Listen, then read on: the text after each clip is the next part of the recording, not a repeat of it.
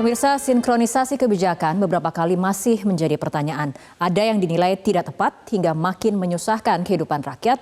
Banyak pula program yang bagus saat dicanangkan, namun terhambat buruknya pelaksanaan.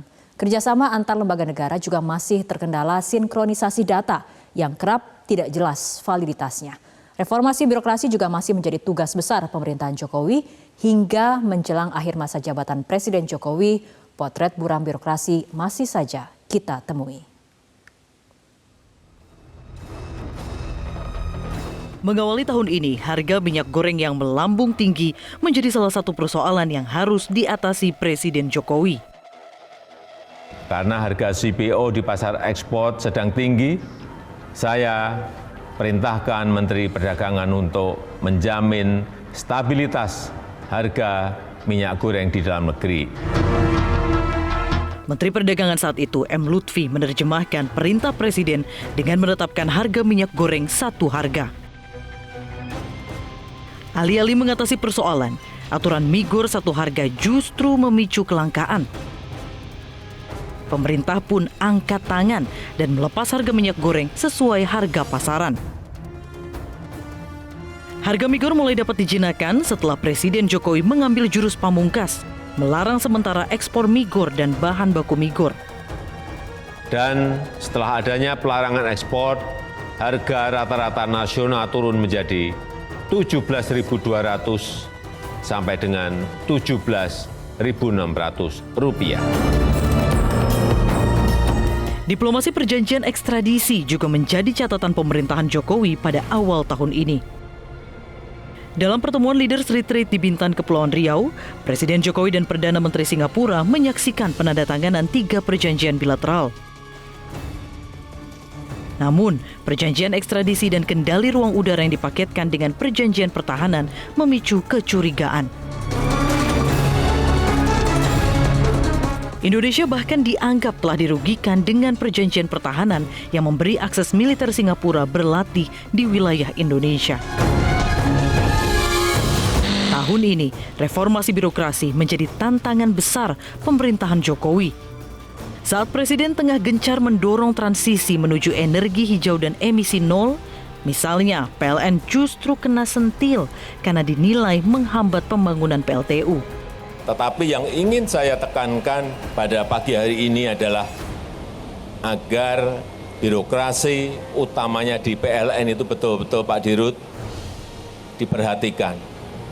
Jangan sampai ada keluhan lagi, seperti tadi juga disampaikan oleh Bapak Yusuf Kalla, negosiasi perizinan itu sampai lebih dari 5 tahun. Sekuat apapun orang ngurus izin negosiasi sampai lebih dari 5 tahun, kecapean di ngurus izin belum bekerja di lapangan. Potret buram mentalitas birokrasi juga menyeruak saat Presiden Jokowi menyentil pelayanan imigrasi. Presiden bahkan menyebut kinerja buruk Dirjen Imigrasi jadi hambatan investasi.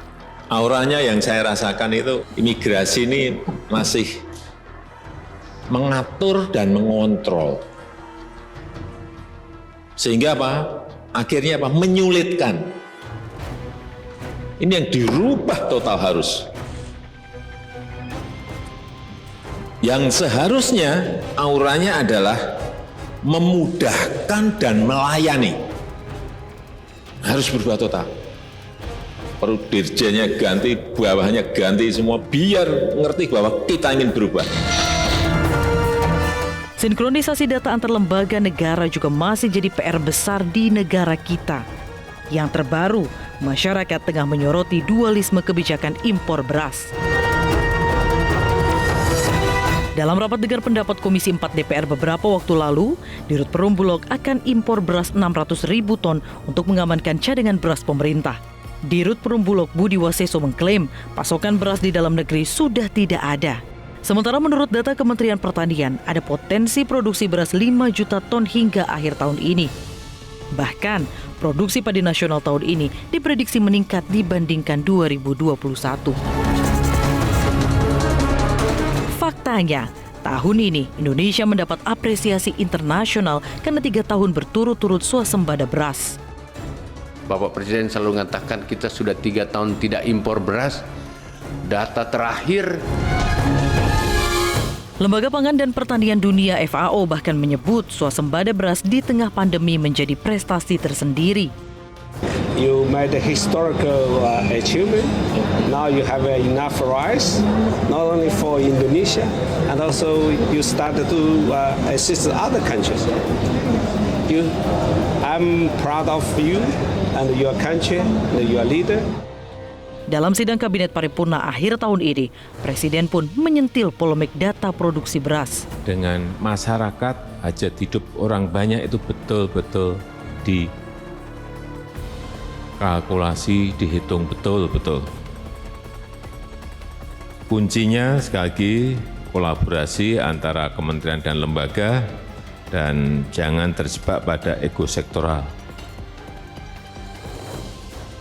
Lakukan konsolidasi data, konsolidasi policy, dan juga konsolidasi dari pelaksanaan atau implementasi. Di tahun yang baru nanti, mempertahankan kinerja dan kekompakan para menteri menjadi tantangan tersendiri bagi Presiden Jokowi. Maklum, sebagian besar menteri merupakan politisi dan duduk di kabinet karena partainya mendapat jatah kursi. Ditambah lagi, sebagian menteri rangkap jabatan sebagai ketua umum partai politik. Menjelang pemilu, menteri yang berasal dari parpol tentu dituntut berkontribusi memenangkan partainya. Bertugas sebagai juru kampanye atau terjun langsung sebagai caleg hingga maju sebagai capres dan cawapres. Perbedaan platform dan koalisi dalam pemilu 2024 nanti juga mengancam relasi kerja para menteri. Saat kolaborasi dibutuhkan untuk mengatasi resesi, perbedaan kepentingan politik justru berpotensi membuat koalisi pecah kongsi.